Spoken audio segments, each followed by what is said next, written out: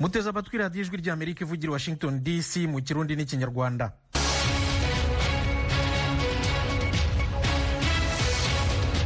Nshuti banywanyi mwiriwe neza, muri kumwe na Thomas Kamirindi.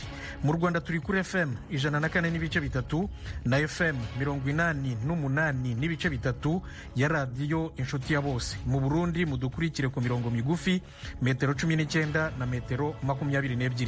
Nkuko mubiza ha mu Burundi amatora ni kuwa gatatu, Seni irahumuriza abazatora. Bwa mbere hariho abakozi ba Seni kuva ku bayirongoye gushika kuri bajya bari mu biro vy'amatora, bazaba bari ku murimo w'amatora, abagiye kuraba ngene vyifashe mu mabiro hirya no hino ico babuza ko bashobora gutorera aho bageze. Pierre Claver Kazihise ni umuyobozi wa komisiyo y'amatora mu Burundi Seni.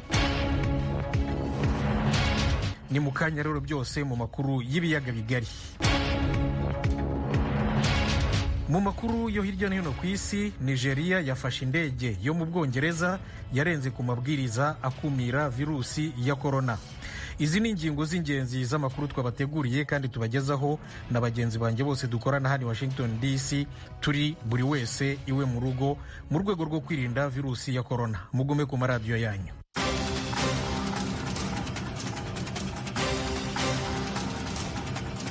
Nkuko rero nari maze kubibabwira mu ngingo z'ingenzi, leta ya Nigeria yafatiriye indege yo mu Bwongereza kubera ko yarenze ku mabwiriza akumira icyorezo cya virusi ya corona. Fidel Niyonga baratubwira ibindi kuri iyi nkuru. Ingingo ziririza indege kuva no kuza mu gihugu ca Nigeria yafashwe haraheze indwi zitari nke. Bitekanijwe ko iyo ngingo ibandanya kubahirizwa gushika ku itariki 4 y'ukwezi kwa gatandatu n'imiburiburi nk'uko bitangazwa n'ubushikiranganji bujejwe ivy'indege mu gihugu. Yamara indege zigenewe gutanga serivisi zikenewe cyane nko gutanga ibifungurwa n'ibikoreshwa mu bijanywe n'ubuvuzi zirarekuriwe kugira uruja n'uruza.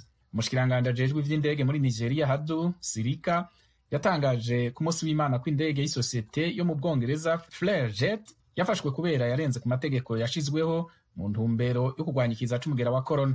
Uwo mushikiranganje avuga ko iyo sosiyete yari yarekuriwe kugira ibikorwa bijanye no gutabara, yamara ko vyibonekeje ko yariko ikora imirimo ijanye n'ubucuruzi. Amenyesha ko iyo ndege yafashwe abayikora ko bakaba bariko barasambishwa kandi ko ibihano bikomeye bizofatwa. Mw'itangazo abakoresha indege Flyer bashikirije bavuga ko bariko babandanya gukorana n'abategetsi ba Nigeria kugira batorere inyishu ikibazo kihari.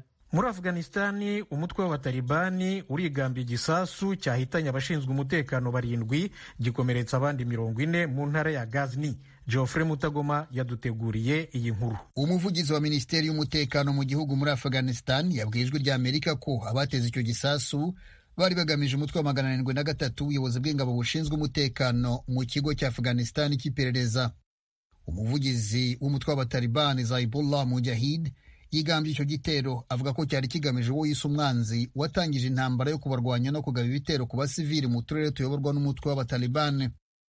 Mu kindi gitero, abatalibani bishe abarwanyi 7 b'umutwe barwanya mu ntara ya Takhar. Umuvugizi wa polisi muri iyo ntara Khalil Aser yemeje iby'icyo gitero cyabereye mu karere ka Yangi Kara, avuga ko abatalibani 2 nabo bahakomerekeye. Mu cyumweru gishize, uruhererekane rw'ibitero umutwe w'abatalibani wagabye birimo icyahitanye abana b'impinja na ba nyina mu bitaro byo mu murwa mukuru Kabul byatumye Perezida Ashraf Ghani wa Afghanistan ategeka ko hagabwa ibitero simusiga ku mitwe y'abatalibani n'indi mitwe y'iterabwoba.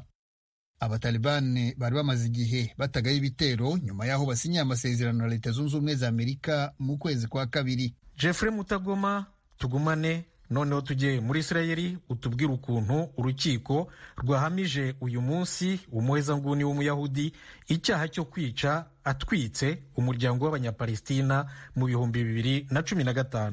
Inzego z'ubutegetsi zivuga ko Amiran Ben Uliel yajugunye ibisasu bigatwika mu rugo rw'umunyepalestina mu ntara ya Cisjordania bigahitana umwana w'amezi 18 n'ababyeyi be bombi.